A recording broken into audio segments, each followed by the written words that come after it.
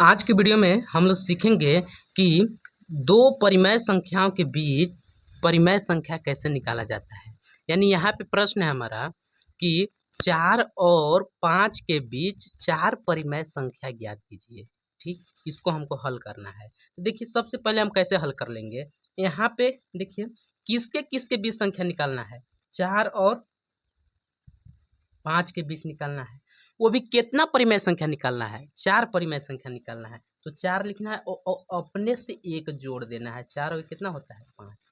ठीक, अब ध्यान से देखिएगा, जैसे यहाँ पे 4 और 5 लिख लेंगे, 4 और 5 लिख लिए, 4 और 5।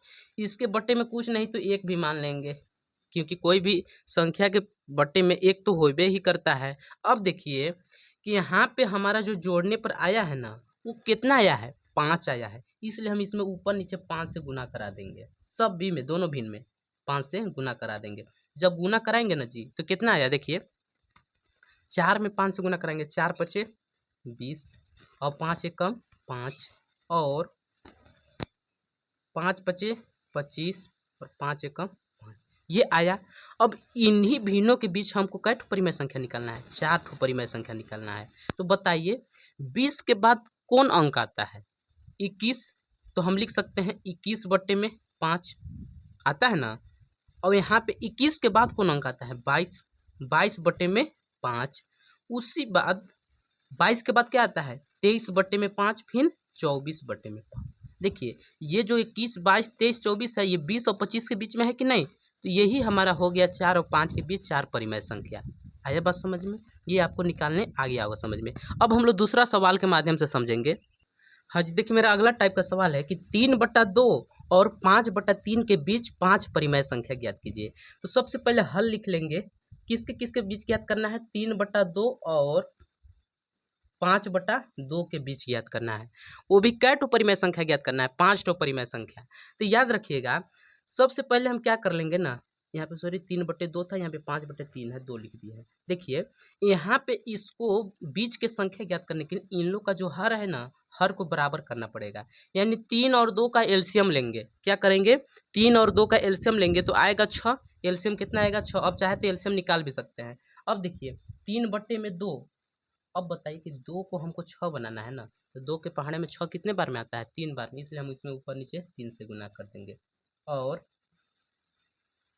5/3, ठीक, यहाँ पे 3 के पहाड़े में 6 कितने बार में आता है, 3 के पहाड़े में 6 बार में आता है, सॉरी 2 बार में, इसलिए इसमें 2 से गुना कर देंगे। जब गुना करेंगे ना जी, तो 3 त्रिके 9 और 2 तिहाई 6 और 5 दूना 10 और 3 दूना 6। अब देखिए हमको यहाँ पे जब भिन्न में 3 से गुना किए तो 9/6 हो गया, तो 10/6 यानी 9 10। 9 10 के बीच में हम कैसे 5 ठो परिमेय संख्या निकाल सकते हैं।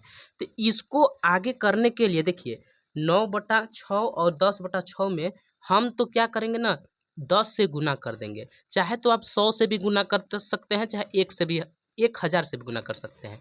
क्यों ऐसा गुना कर रहे हैं, क्योंकि हम 9 10 के बीच कोई संख्या नहीं ना निकाल सकते हैं।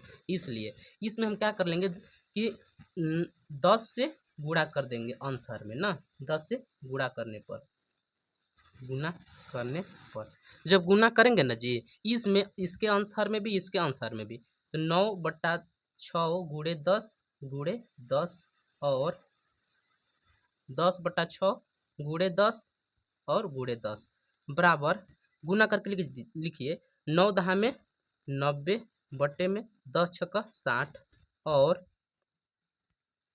10 दहा में 100 और